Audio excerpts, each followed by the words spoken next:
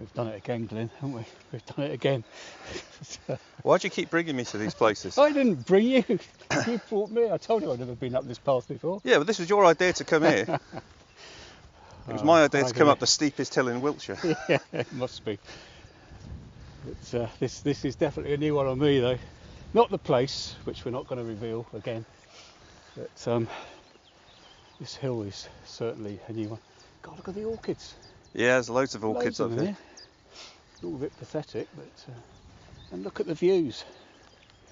Well, the sun's coming out as well. Yeah, sun shines on the righteous. I might have to have a lie down in a minute, though. Yeah. Well, so will I. I'm officially old now. Oh yes, 50. I know. Good grief. I'm going to sort out my Saga membership later. You've got a long way to go for your bus pass. Oh. Anyway, we'll reveal. The big reveal will come later on. So yeah, we'll reveal all soon when we're at the top. Keep listening. Oh.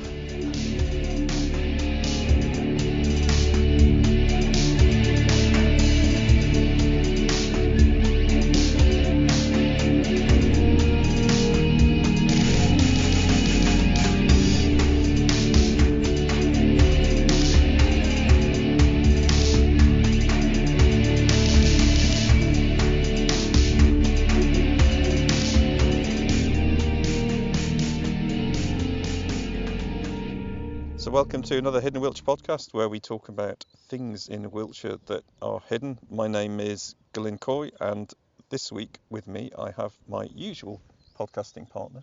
Yeah, I say this week. It's every week, is it? It's every month now. But yeah, Paul Timlett. Well, every week for the last 18 months, so until I fire you. Hey, well, yes. Or you resign. Well, I'd have to have some sort of contract for you to fire me. That's true. And better still, some sort of pay. Yeah. Don't go on about pay rises, please. I'm going to keep going on about it until you pay me. Oh dear. So yeah, we are episode 37. Is it episode 37? Yeah. I've really lost count. That's what it says here. But we've been doing this now for over 18 months, so they all blend into each other in the end. Yeah. It's pretty soon we're going to start repeating ourselves because we've forgotten what I think we started that in episode 2, didn't we? Anyway, we're outside again at the moment, and it's really windy at the top of this particular hill that we're at. Yeah, I'm kind of hoping that these mics aren't going to pick up the wind. Yeah, we're hoping that the wind will kind of fade into the background because it is pretty blowy up here. And this week we're at the top of another rather marvellous hill. Well, we're not going to say yet. No, but we are. Actually, I was thinking we have a live audience here this week for the first time. A herd of cows that's looking at us quizzically sat on this bench. Yeah, so those young bullocks are licking their lips. Yeah. So we may get interrupted, either by cows or by walkers, because we're on a sort of main footpath here as well. Yeah. So when are we going to reveal our location, Paul? Oh, in a bit. Okay. I think. Okay. Let's talk about what we've been up to. Yeah. The last. We used to call it the last 2 weeks in Wiltshire, but now it's the last 4, month. isn't it? I can't remember that far back. No, that's the problem, I can't remember what I did yesterday, never mind last week. Especially now you're so ancient. Oh, no, don't talk about that. You will have found this week that your memory evaporated instantly overnight the moment you turned 50. Yeah, so I turned 50 on Wednesday, which was just in the run-up before was an unimaginable age to me, but now I'm here, I'm kind of resigned to it. Traumatic. Yeah.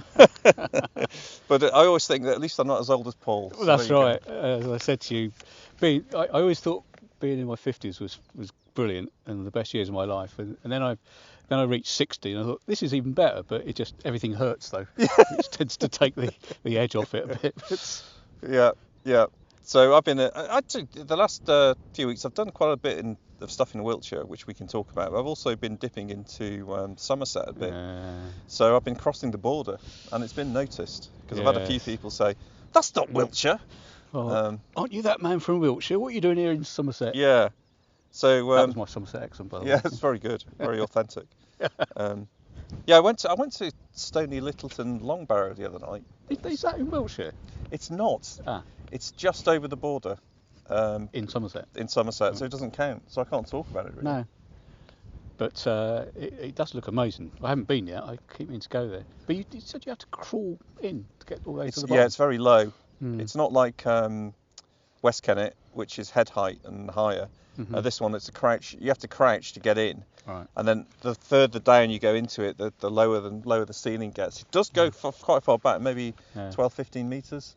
At some point, you're like a cork in a bottle, are you? You just get completely wedged. Yeah. I felt like that. I was on my hands and knees, and I thought, I'm going to have to get out now. So I couldn't even turn around. I had to go out backwards.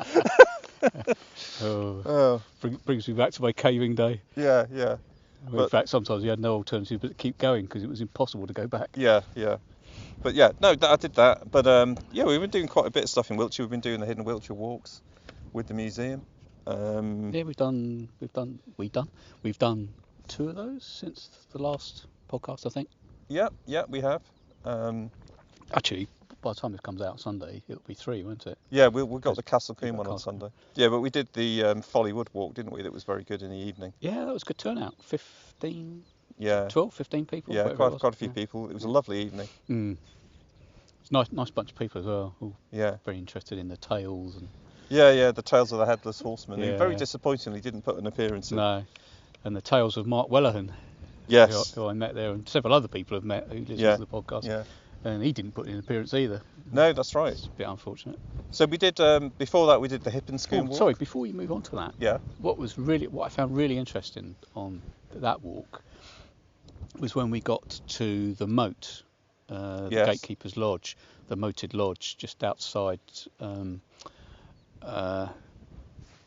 what's it called? Potton, thank you. Potton Wick. And we were stood on a public footpath looking at the trees where the moat is kind of hidden within the trees, and it was so overgrown. A couple of people did go in to have a look to see if they could see anything, but it was so overgrown.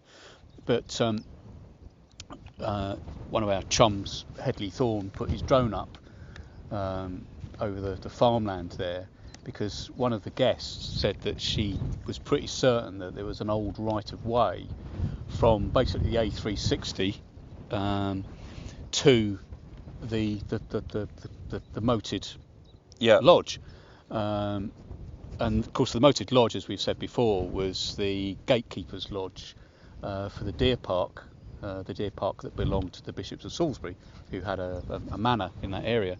And the lady who was with us, who rides across there, said, I'm pretty certain there is an old right of way which has been lost that goes direct from the A360 to the Gatekeeper's Lodge. So Headley put his drone up and we could see it. Yeah. We could see the line. We couldn't see it from ground level, but from above you could see the line of this, and it was plumb straight, and it led direct to that lodge. So that's a right of way that's been lost. Of course, I mean, it's something that we rant about a lot, isn't it? About blocked up rights of way, and I'll touch upon that again in a bit. But that was really interesting. That's a fascinating part of that walk. But you said we did Hippenscombe as well? Yeah, we did, following in the footsteps of Revilius. Yeah. That was another nice day. Yeah. That walk was a bit of a challenge. It was quite long, wasn't it? So we had to make some compromises on the route. It should have been about 8.5 miles, but a couple of people had to get back fairly early, so we missed out bits. So if you go onto the website and look at the Hippenscombe walk on there, we didn't do the whole thing. We missed out Tidcombe. And we didn't do much of the Coombe itself. We just sort of walked in and back out again. Yeah. We had actually on that walk we had a hidden Wiltshire follower who was over from the United States. Yeah, that was brilliant. Rob, who joined us on that walk, so it was fantastic to have an overseas visitor join us. Yeah. And David Dawson was with us from the museum, from Wiltshire Museum. And it was interesting when we got to the Devil's Waistcoat, the stone, this sort of debate about, is it natural, is it man-made? And again, if you look at the website and the blog on the website, you'll see a photograph of it. And David's view now, I think, is that it actually is natural. Yeah. It seems very unlikely when you look at it. It's such a bizarre, the patterns in the stone. They do look carved, don't they? Yeah, definitely. Yeah. In fact, I saw a photograph on, what's that Facebook site? Something like Ancient Stone Botherers or Bothering or something like that. and there was a photograph of a stone which I think was in Brittany, and it had very, very similar markings on it. Right. And I think David was saying that he knows somebody who had tried to make that same association, or was wondering if it was the same association, and perhaps there was that connection with France and Brittany. But I think David knows somebody whose opinion he greatly respects, who's pretty certain it's natural, which is incredible, really. Where else have we been? Oh yeah, so you're doing Castle Combe, aren't you, on Sunday? I can't make that one. Yeah. So we don't really know what you're going to go and do yet. Well, I've got a route. I have a route, but we'll play it by ear. So yeah, we'll be walking. I mean, Castle Combe's slightly different. That part of Wiltshire, it's more like the Cotswolds, isn't it? Up that way. Well, it is the Cotswolds area, outstanding or whatever it is. Yeah. So it's a slightly different style of Wiltshire, but we'll enjoy that. Yeah, the landscape's very different out there. Yeah. So where have you been? Yeah, I was just looking at my notes because I can't remember either. But, I was thinking about the walks that appeared on the. Oh look, is that a kestrel there? Just above us. Oh yeah. It's either that or a sparrowhawk. It's just risen up the top of that combe. There's a couple of new walks on the blog site, on the website, and the wonderful Elaine Perkins has done a few walks, and she writes really well. I love her blogs and her photographs, all taken on her phone, but she takes terrific photographs.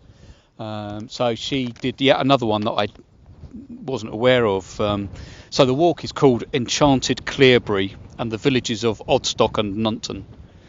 But Clearbury is another hill fort, I think. So again, some great photographs of that. That's well worth a look and a read.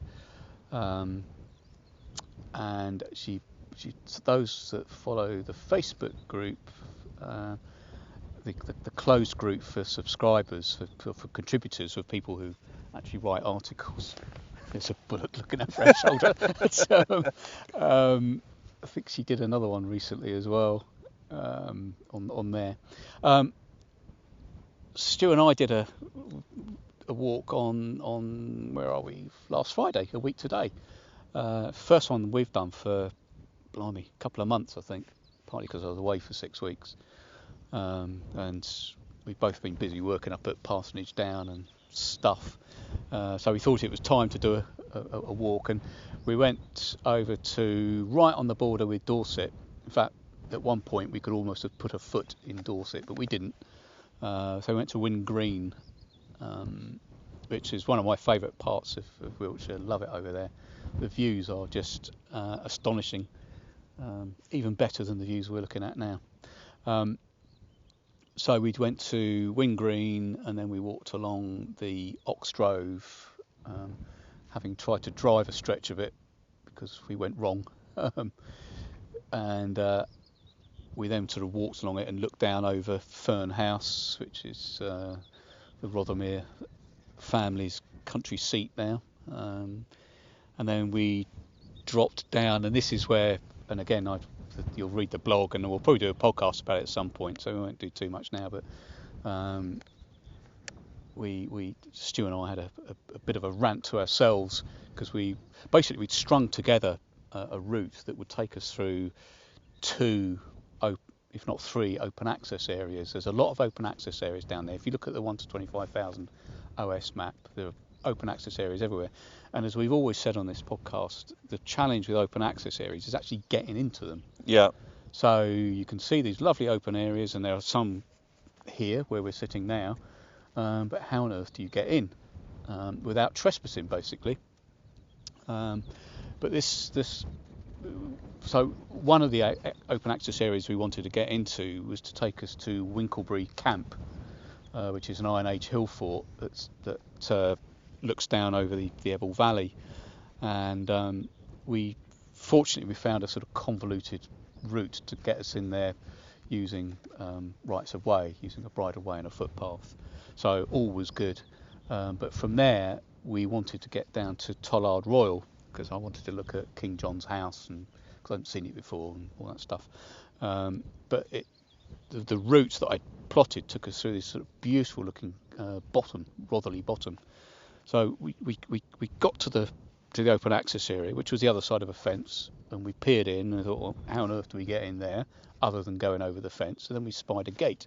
So we walked down to the gate, and there was a private sign saying no public access, and we were blooming certain that there was access. So we climbed the gate and thought, right, we're going to exercise our rights. Yep. And we walked down the combe, and it was absolutely beautiful.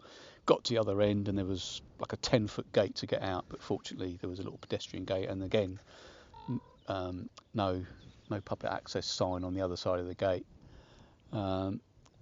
Anyway, into Tollard Royal, back up through Guy Ritchie's estate, which fortunately there was lots of rights of way through there. He's been very good about sort of access to that, and that's a lovely part of the world. And Guy Ritchie and what was Madonna's house is really sort of hidden away, but visible from the public rights of way.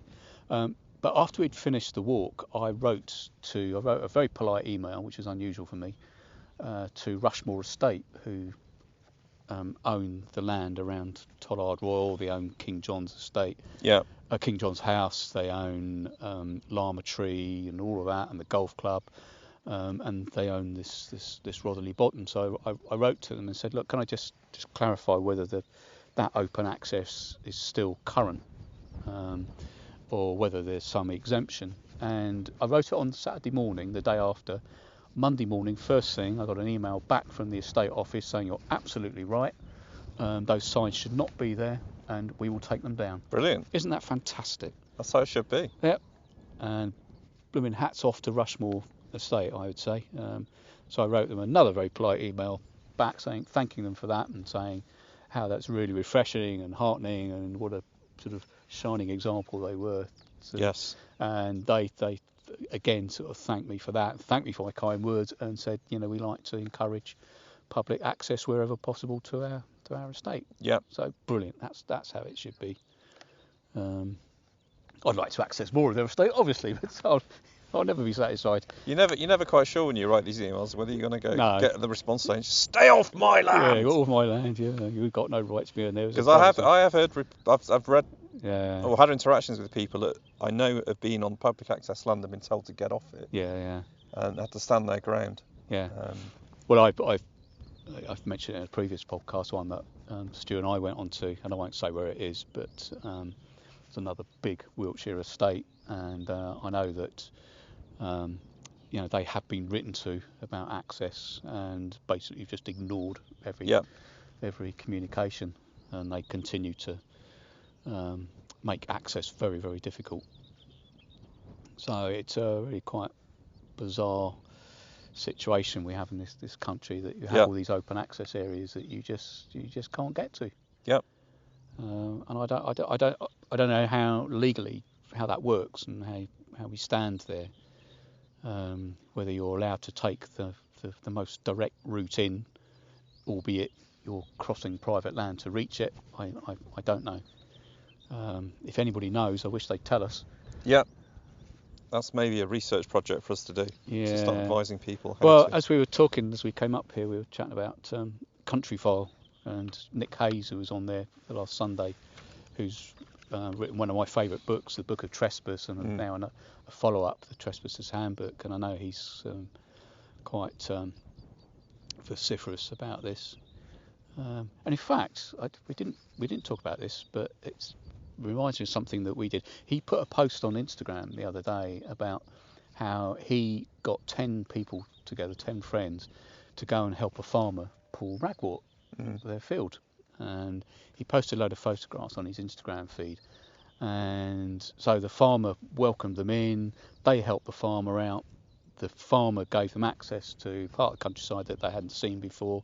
And Nick Hayes was just sort of effusive about this and said, this is how it should work, mutual respect, responsibility Yeah. on the part of the public, respecting farmers' land, public helping out the farmer granting access. This is how it could work. Yeah. And of course, I'm sitting there thinking, well, we did that a year ago because we helped out I know. Frankie Guy at We East did Hill that. Farm. Yeah, we Yeah. did exactly the same thing. So I'd like to think he nicked the idea from us. Yeah, he probably did. But it didn't credit us. Yeah, yeah. But it's a great way of doing it, and I, as we said at the time, Frankie was very grateful for what we did, and we got to see part of Salisbury Plain and the Imber Range that we wouldn't otherwise have got access to. Absolutely, because yeah. its access is barred. It's not open access at all. It's permanently closed because it's a military training area. Yeah.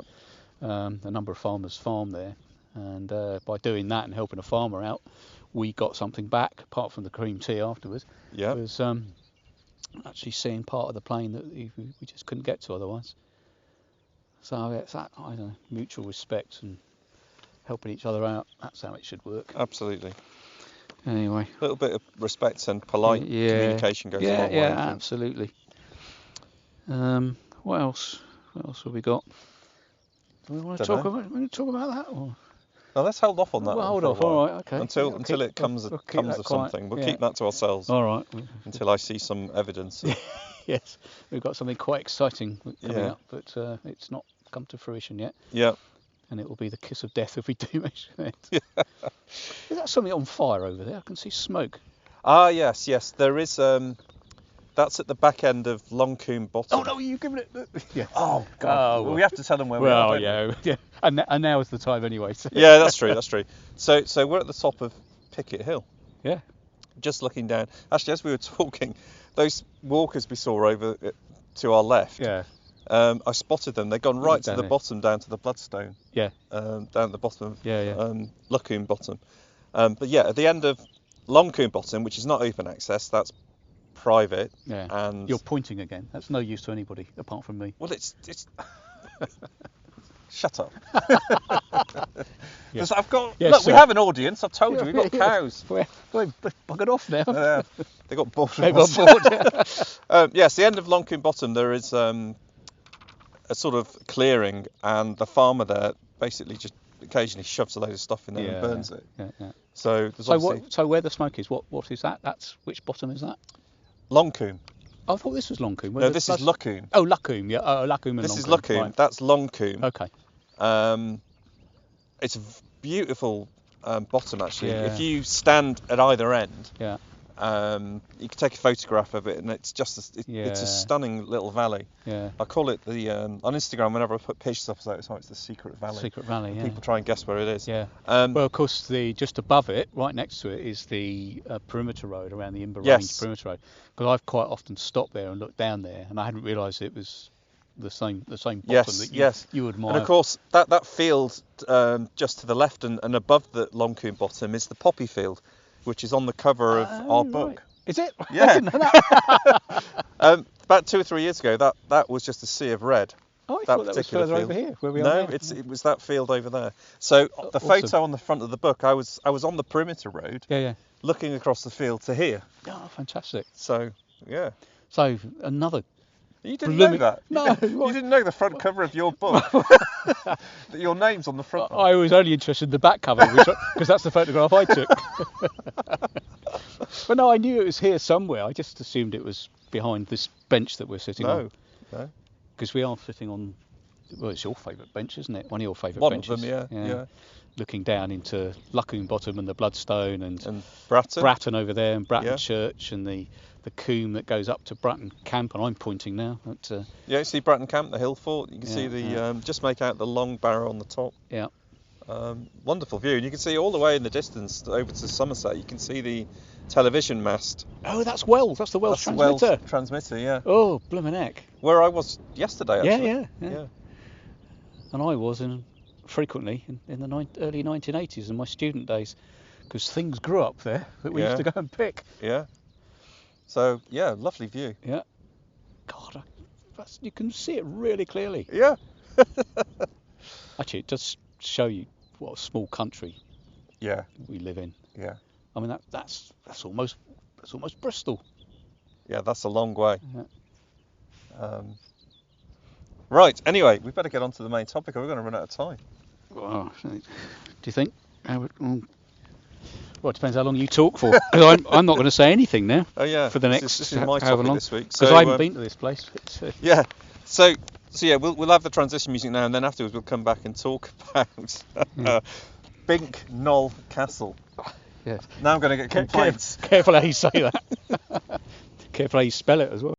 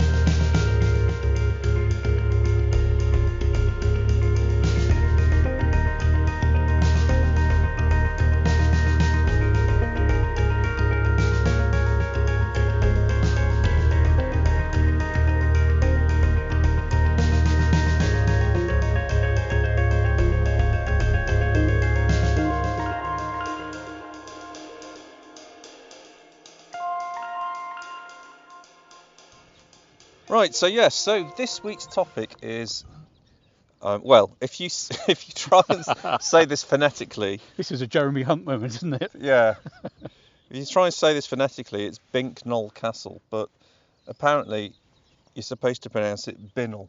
Oh, Bincknoll, right. Bincknoll. Although I've seen some spelling that said Bincknoll. So we're going to upset everyone in the sort of Swindon, Ralton area that are locals to this area, but I believe it's Bincknoll Castle. Which is an Iron Age hill fort on the outskirts of Ralton. I suppose the fact that neither of us are proper Wiltshire, then we've got no idea. No, this is where we're really showing our true immigrant status. Yeah. We're not locals, you see, so we struggle with things like this. But Bincknoll Castle is, they think it's an Iron Age hill fort, but I don't think it's ever been excavated, so no one knows for sure. I think they found some Roman pottery up there. And I'll talk a little bit more about it shortly when I explain how I got there, because it's been used and reused over the years. It was a Norman Motte and Bailey castle. It's been extensively quarried, so it's all been churned up. So there's not much to see in terms of the usual Iron Age features and things like that. But it's definitely got that hill fort shape, and at the top of a hill, it's got that kind of prime location that you'd expect to see. So you've written a blog about this, which is on the website, yes, and lots of photographs. Because I was looking this morning, that aerial shot that you took, because I hadn't really appreciated its sort of position there. In fact, looking across at Bratton, it's kind of similar in that it's like just on the slopes, just over the top of the hill, isn't it? Yeah. It seems to be. In fact, very much like Winkelbury, where I was talking about earlier on, where we were on Friday. Again, just over the top of the hill, so dominating the landscape from one aspect, but perhaps not from the other side of the hill. Yeah, and it's a bit of a compressed shape. It's like a triangular shape. Yeah. But very distinctive. I mean, you need a drone shot to take it all in, really. Which is, if you look on the website, you'll see there is one there. Yeah. But it's an interesting position, because as you look as the drone is in front of the hill fort and looks beyond it, you can see there's a flat plateau which eventually hits that area of land that rises up to the ridgeway.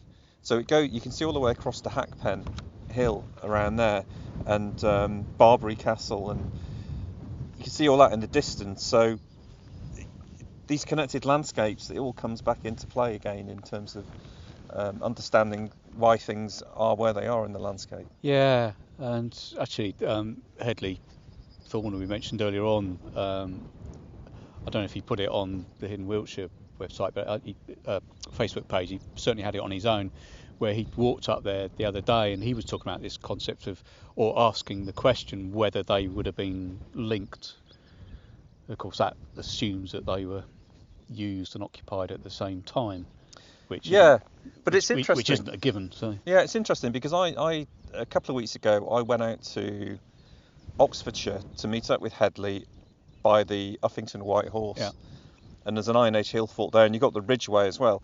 And actually, from that vantage point up there, you can see all the way across to Wiltshire. You can see across to the Ridgeway, where Barbary Castle is. So, we separate these places into counties for our own purposes, but the reality is that it was one vast connected landscape of people building hill forts, trading, regularly travelling along the same routes. And that's so in the Iron Age, when. In fact, I'm not sure that Uffington is Iron Age, is it? It's earlier. It's even older, yeah. Yeah, so probably not a hill fort at all, but. Well, there is a hill fort above it. There is a hill fort above it. So obviously later in the Iron Age they built the. Yeah. But the tribe, which I can never remember, but begins with D. Durotriges. Yes. Durotriges. So is that all part of the Durotrigue kingdom? These settlements, these hill forts? Of different tribes, because I think the Durotriges were slightly lower down. They were the south end of Wiltshire. Yeah. So where you were the other day, down towards Tollard Royal and Shaftesbury, they were down that way, more down into Dorset, actually. Yeah, right. Yeah. And there was another tribe further north whose name escapes me, but I'm fairly sure they would have traded, because we know that certainly when we did the walk at Titherington last year, David Dawson mentioned that there was a field there where they'd found a metal detector had found a Durotriges coin in the field. That's right, yeah. And that's a good 10 miles north of their patch. So obviously they were coming over trading. Yeah. Interesting. Anyway, this particular walk, I started it in Wroughton. That's near Swindon, isn't it? It is. Now, don't say anything rude about Swindon, because I've had complaints about you and Swindon. Really? No, but I thought. But you're trying to provoke one, aren't you? You're trying to get somebody to write. So first of all, we know Swindon has its own separate authority, so it's part of the ceremonial county of Wiltshire, but not the modern day administrative county of Wiltshire. It's got its own borough. So is that an excuse not to go there? No, I think we follow the ceremonial county in this. Okay. So I'll be sending you up to Swindon on some missions just to annoy you. For God's sake. But as you drive up towards Swindon from Avebury on that road, as you drop down the hill towards Wroughton, just before you get there, there's a sign that says church. So I chucked a left there down this really narrow track, and you get to the main Church of England church in Wroughton, which is elevated really. It sits on the top of a hill, and it's I think it's called St John the Baptist and St Helen Parish Church. It's a Grade 1 listed building. It's one of these sort of classic Norman style churches. A fantastic building, quite a commanding presence. And do you know why it's? Because I sort of made me sit up and take notice when you said it was Grade 1 when I was reading your blog, and what makes it? Why is that Grade 1? Whereas, for example, the church at Tollard Royal, where we were the other day, is only Grade 2 star or something. Don't know. It's a good question. Just wonder what there's obviously something. There's something unique there, isn't it, that pushes it up to a higher status. I think Grade 1. I mean, you can't touch it. You can't do anything, Yeah. Whereas Grade 2. In fact, I used to live in a Grade 2 star thatched cottage, and we could do a lot of things, but there were certain, like we had stone mullions and we couldn't touch those. Why would you? But otherwise, inside we could pretty much do what we liked. And side gold flock wallpaper and all the rest of it. As you would expect. Yeah, totally destroyed the interior. Yeah. But so this church is and it's, if you walk around the grounds, it's got an interesting expansive cemetery, and as you sort of got to the far end of the cemetery, which went down the hill, and there was a farmer's field, and then sort of 15-20 metres away from the cemetery in the farmer's field was a solitary gravestone. And if I had a bit more time, I would have gone and have a look to see what it was. But anyway. Oh, I thought you were going to tell me who it was. No, I'm going to hold that back for another visit. I'll tell you what, that church in Wroughton, it's down this tiny country road, single track road. Yeah. I thought, blimey, this is a bit hairy. got there, and this church has the biggest church car park I think I've ever seen. It was huge. So there's no parking issues, but having said that, it does say... There was a B&Q behind it, was the sign did say parking for church visitors only, so if you are going to park there, make sure you nip into the church and stick some money in the wall.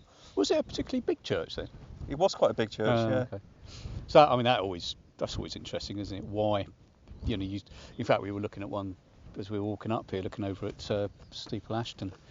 The Steeple Ashton is a reasonable sized village now, but, why they built such huge churches in quite small settlements, or in that instance, some way from the settlement of Rawdon. Yeah. So why it's there and why it's been built so big, I don't know, but it's a fascinating place and really interesting church to start the walk and have a look around. But the route follows down the side of the church, and eventually you start hitting the edge of the escarpment that leads all the way to Bincknoll Castle. Yeah. And it was a really lovely walk, actually. I did it in March. It was very muddy, actually, at that time of year, but the walk was great. So now it should be brilliant. It should be a really nice walk. But it was one thing that was quite interesting. I started following the rights of way and followed this track across the field and eventually hit the track that joins the bottom of the escarpment. And there was a gate.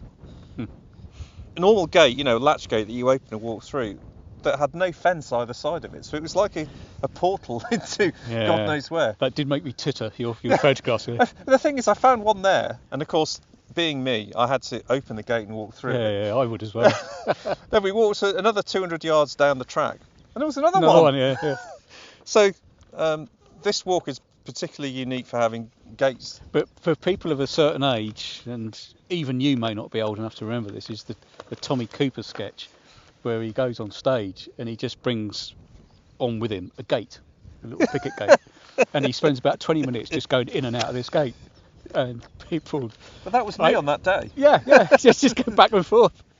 And I well up now even thinking about that sketch. It's one of the funniest bits of comedy and he doesn't say anything. He just goes in and out of this gate and just looks at the audience and then goes back through again. It's just brilliant. Oh my God. So I'm here with my pieces of paper trying to keep my crib notes going. Which have just disappeared. They're just disappearing all over the place. I've just already missed a page here. So if you hear rustling papers, it's me. And normally we do this. We're doing this at home in our offices, and you're getting a right mess there, aren't you? And you can't hear any rustling. This is like a Boris Johnson speech, isn't it? You're going to go on a Forgive me. Pepper Pig. Forgive me. Forgive me. Oh God, I'm making a right mess of this. Right, am I on the right page now? Yeah, here we go. Yeah, I wrote about this. I wrote, here I found a curiously placed gate conspicuous by the absence of a fence on either side. While it would make sense to ignore the gate and simply press on with the walk, of course I had to open the pointless gates, walk through and then close them. Repeat ad infinitum. All that was missing was a bell. Well, I just thought, doorbell. If someone's taken the trouble to put the gate there, you've got to use it. Through. Yeah, absolutely. So anyway, you follow the escarpment and you hit the edge of Salthrop Wood, and that was one of these interesting woods that's got loads of signs saying "Keep out, do not enter." Oh, my favourite sort of private, sign. And even signs suggesting you might get shot if you go in there, because of course I think they do shoots in those woods. So it's like Woodbury, isn't it? Woodbury Hill. Yeah. Yeah, but what you're aiming for is to get to a wood called Quidhampton Wood. What the farmer's aiming for was you. I know. His wood. There's a lot of horsey people use those routes as well, so we encountered some horse riders along the route. But that wood itself, Quidhampton Wood, was absolutely delightful. It was on a steep hill, so it's very contoured, and the paths take you, up quite far and quite deep into it. And this time of year in the summer, it's absolutely gorgeous. We found a bench on the top of the hill with great view across towards Wootton Bassett that way. To sit and have our lunch, but when you're walking along the escarpment there, one thing you do see is glimpses of Swindon. Oh, no. You know that tall building in the centre of Swindon? Oh, I'm sorry. You keep seeing it as a landmark, so you can't quite escape. That's the thing about Swindon is it doesn't. Once you're outside, it just becomes open countryside. Yeah, when we did when Stu and I did the eliminate my memory. Liddington Castle. Yeah. When we went up there, and again, this beautiful countryside, and you got the you got the M4 sort of in front of you, and then Swindon the other side. But it's quite I take the mickey out of Swindon, I know, but to be honest, I haven't been there for about 30 years, so it might be lovely now. But it's not. No, okay. Oops, I'm going to get complaints. Yeah, right. I'm going to write a letter and complain to you. Yeah, I'm trying to make amends, and you've completely blown it. But I've lost my train of thought now. But yeah, that sort of stark contrast between, it's like here. I mean, we're sitting here looking at Westbury down there, which is not the most attractive of places. Although I've got a lot of good friends in Westbury, and spent many happy memories of nights out in Westbury. But you've got that contrast between, kind of modern town and then this beautiful sort of ancient prehistoric countryside just on the doorstep. Yeah, that's right. I mean, I drove past Liddington Castle the other week, and it's really close to the M4. Yeah, and actually this particular walk I'm describing now is close to the M4 as well. I mean, the wind was blowing in the right direction, so you couldn't actually hear it, but you could see it. And it does snake through, some quite ancient landscapes. But yeah, Quidhampton.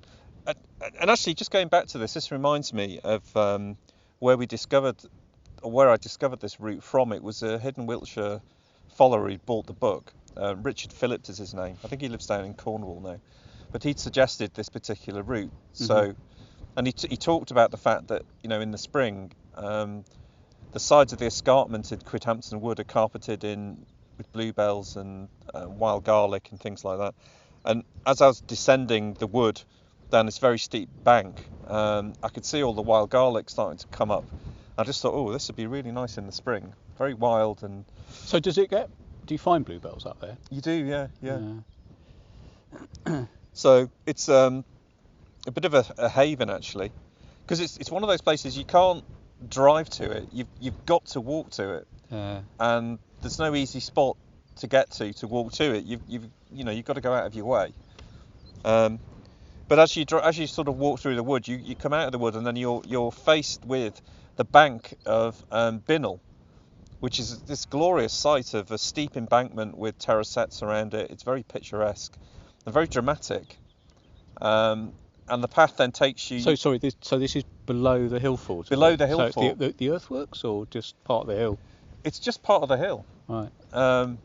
So you just see... It's like a lot of hills that you see in Wiltshire. It looks like a sort of comb shape. So you come out of the wood and you see this steep-sided hill that goes up to a flat embankment at the top. And then the contours of the path take you around the front, and you go up the front of the hill fort on a tree-sided path that takes you up to the summit. And from the edge of the hill fort, you can look around and see quite steeply down into the valley. It's really quite dramatic and picturesque to view, and that's the point where I got the drone up, because you can see all sorts of weird earthworks on the top, and you're never quite sure whether they're ancient earthworks or remains of quarries or whatever. But the drone pictures really do justice to the view. They are pretty stunning. It's I can imagine when you're there, you don't really get any sense of what that landscape truly looks like. Yeah. But the other thing that goes through that area is the White Horse Trail. So after I'd been to the hill fort, we descended down the hill again, and at that point you can circle back round. You descend down into the fields and walk back to Wroughton through the fields at the bottom, although they were quite boggy in March. They'd be fine now, no problem. But we decided to actually go on, because I looked on the map and saw we weren't certainly within walking distance of Broadtown White Horse, and Broadtown White Horse is one I'd never been to before. I'd forgotten it existed till you did that walk. Yeah, it's one of the lesser known hill forts, White Horses. White Horse. And there were signs for the White Horse Trail, so I thought, well, let's carry on. I was with my son Rowan, and we thought we'll push on and go and see this White Horse.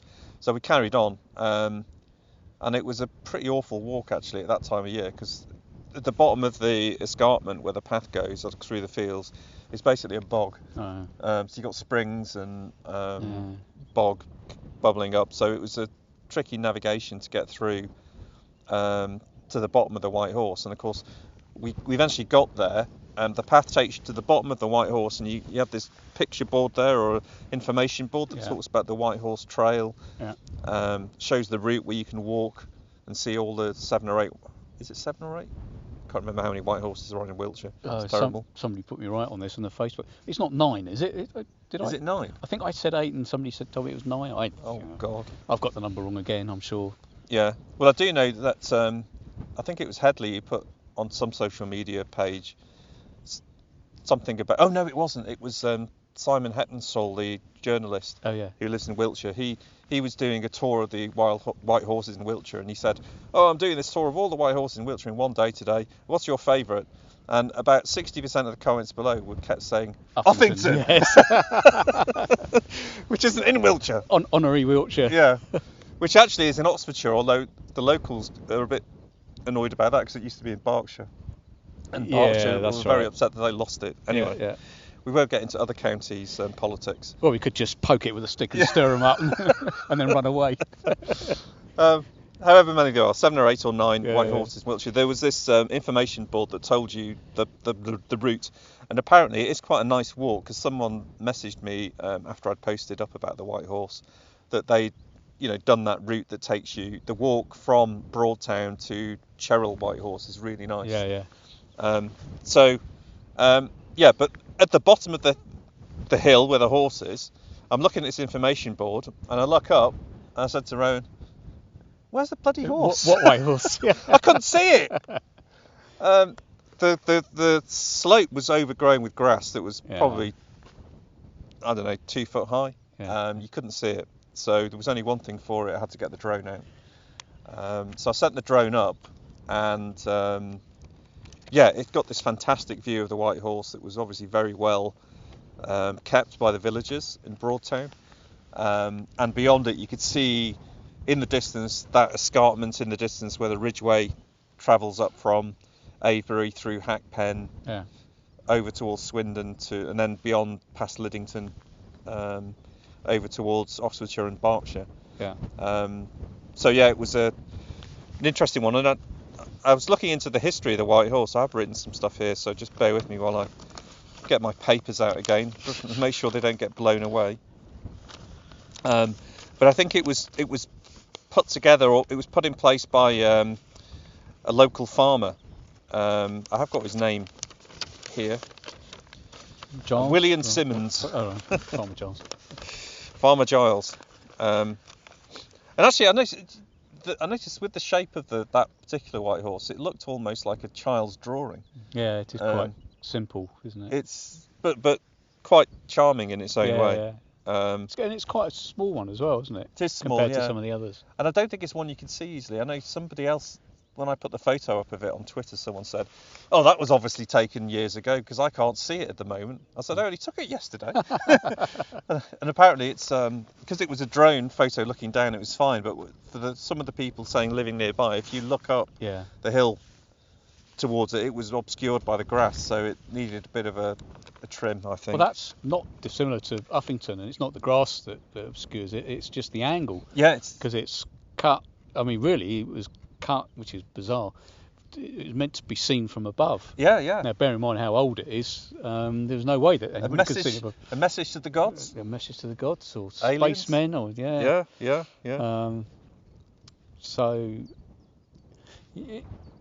So you were saying it was the grass that was obscuring the chalk. Yeah. Okay. Yeah. No problem to see it from above. Yeah. So it's not that it's just got grey, or like the one that we can't quite see over there at Bratton, which is around the corner, because that's cement, isn't it? And that all goes like a horrible grey colour. They concreted that in the 1950s. And it's funny. I've lived in this area for 16 years, and I've seen that White Horse at Westbury re-whitened or repainted several times, and every time they've done it, English Heritage has said, "Oh, we're using some special kind of paint now, which is self-cleaning, so we won't have to do it as much." And then 18 months later, it's gone grey. It's grey again. Yeah. So it's currently a grey horse. Actually, a bit of a diversion, but I saw that they're doing they're repairing the kiwi at Bulford as well. Another white, chalk figure. So that's all gone sort of grey. But right now they're the locals, I guess, because the army get involved in that one. They're re-whitening that, whatever they do to it. Probably use Colgate or something. Toothpaste. Other toothpastes are available. These things, they do have to be re-chalked on a regular basis every few years. I know we should speak to our friend David Carson about it, because he'll know. He'll know because he's got a white horse on his farm. In his garden. He's got one in his garden. David's got the Alton Barnes white horse. I think the village take responsibility for it now, but I think last time they re-chalked that one, good old David, his military connections, they got some Chinooks too. No, it wasn't. He told us the story. It was a young girl at Woodborough School. Oh, okay. Her dad was, I think, in the RAF. Because of course the Chinooks are RAF and not Army. Yeah. And she spoke to him, and they got the RAF to deliver the bags of chalk to deposit at the top of the hill. Yeah, fantastic. Unless I completely made that up, but I think that's what he said. We might have to do a correction next time round. Yeah. We'll have to check with David what the... Our corrections column will be as long as the Guardian's is where we're going. But yeah, I think anyway, get back to Broadtown.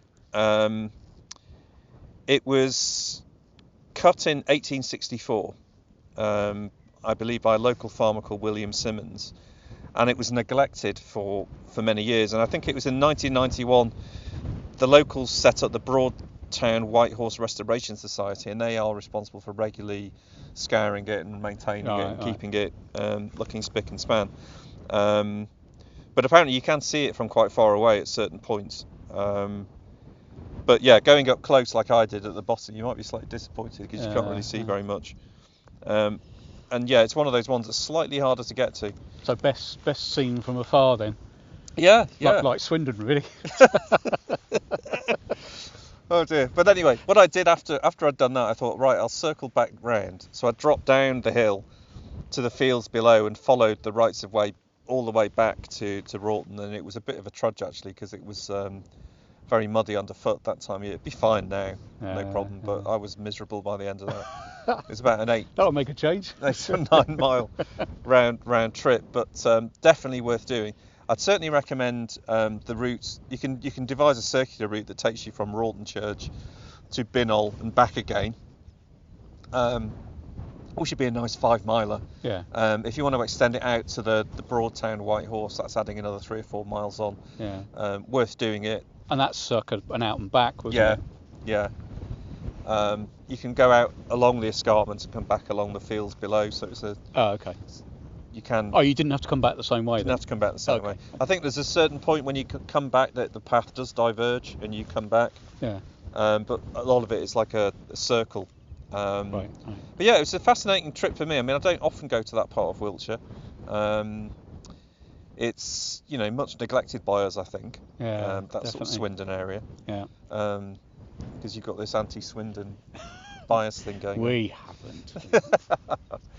But yeah, it was really worth visiting, and I'd definitely go back. I think I'm probably going to go back in August time to walk it and see it in a different type of light with less mud on the ground. Actually, think about it now, it's probably not a great time to go, because if when you're close up the grass is obscuring it now, because everything is growing like absolutely. I know, it's mad, crazy, isn't it? I know when we did that walk around Folly Wood the other night, there was that section when you're going from the farm towards the moat. Yeah. That section is a bridleway, and normally it's quite wide. Very accessible. In the winter it's full of mud, it's like a quagmire. Yeah. And we walked it, and it's like 6 foot of grass. It's like going through the jungle, wasn't it? It was incredible. Was. I'd never seen it like that. And I'd only been there 2 months before, and it wasn't anything like that. So everything's growing like crazy at the moment. But having spent a lot of time at Parsonage Down over the last few weeks, it's like it up there. I don't know. You sort of look back and try and remember how it was a year ago, because we're there all the time, so trying to remember what it was like in June, July last year. But the grass seems to be incredibly long. Stu and I did a botanical survey up there on Wednesday, a couple of days ago, and we just couldn't believe how long the grass was, and it's had an effect, we think, on the poppies as well. Poppies, what am I talking about? The orchids. Yeah. And as we noticed coming up here just now, that first bit when we were puffing and blowing up the hill, and the grass is sort of quite long there, but they've quite a lot of orchids around, but they're really quite pathetic, weren't they? Yeah, very, very feeble looking. The flowers are very small and withered, and somebody said to me that they don't like competing with long grass, and because it means they have to use all their energy reaching up for the light. Yeah. I've also read that they do very well in long grass, so I don't know what's going on, but it's a funny old year, as they say. Yeah. Anyway, I think we can wrap up now. Yeah. So, how are we doing? Oh, blimey. Yeah, time to wrap up. Yeah. So, should we do our usual thanks and credits? Yeah. So the bit of music going into that bit in the middle there, we've used this a couple of times before, but I like using it because just the title. I mean, Steve Dixon's music, of course it is, but it's called From the Edge of Grey to Green, and I always sort of think of white horses about that. When I think about that title, and I think of white horses, because some, particularly the one over there, Bratton, goes quite, they're never quite bright white, or I suppose they are when they first chalk them, but I always think of them being sort of slightly grey, and as they get overgrown, they become green. So that's my train of thought. Yeah, that makes sense. There's a journey there somewhere. Actually, I was talking to Steve recently, and he said he's going to write some more music for us. I mean, we've got quite a lot. A big selection, and some of them we have only used once. There's quite a few we've used twice, but he's all enthused, and he's going to write some more. But I haven't seen any yet, so maybe he's less enthused now. So yeah, thank you, Steve. And what else? The website for show notes, and of course all the blogs that we've talked about. And the different walks, the online shop. Any of that new stuff in there yet? No. Are you looking at? No. Because you were brandishing a rather fine hoodie. I had a hoodie. I've got a mug. I've got all sorts of. Yeah, where's my mug? Oh yeah. That's my wages for last month. Yeah. My mug. So yeah, new stuff coming, and of course there are books, or a book. There's only one left now, isn't there? Yes. Well, one. The second book is available. The first one book sold out again. Yeah, we've got a few. The second book left. Yeah. There's a discount on that at the moment, actually. So it's a bargain. We should remove that, and they'll start. Because when we didn't have the discount, they sold like hotcakes. Put the discount on, nobody wants them. I know. What's going on? Someone might say there might be a recession coming. Yes. Or inflation might be rampant. Cost of living crisis. Didn't see much of evidence of that at Tollard Royal and around there. Doesn't affect everybody. No, it doesn't. It affects people in different ways. We're going to get in trouble again. We are, yeah. In fact, as you know, I had a night away last weekend, and we went cross country back to my homelands of Sussex, and my God, there's certainly no sign of recession over there. Yeah. Blooming heck. Right. Next episode, according to my reckoning, is Sunday the 7th of August. I think that's the first Sunday in... first Sunday in August. Oh, okay. Because this one's the first Sunday in July, isn't it? Yeah, and that gives... Oh yeah, we've got some logistical challenges coming up then, because I'm on holiday that week. Oh yeah, right, okay. Well, we can record it any time. We've got a month to sort it out. Yeah. Got a month to do some more walks as well. Yeah. I need to revisit my list of places we need to go. So again, if people have got anywhere that they think we should go and see and discover, any little hidden gems. In fact, there is one, and I'm kind of looking over there now, a place that I want to go to, which very much is hidden and quite difficult to get into. And I'm not going to say what it is. I'll tell you afterwards, Glyn, when we've stopped, when we pressed stop. But it's over there. Anyway, I think that's about it, isn't it? That's about it. So I guess we can say goodbye for now. And I guess we could head down to the Three Daggers, couldn't we? It's only over there. Yes, that's a good idea. Yeah. Coffee and cake. Could, yeah. Or it's gone 12 o'clock, so beer. Yeah, even a beer. All right. We'll see you in a month's time. Bye for now. Bye.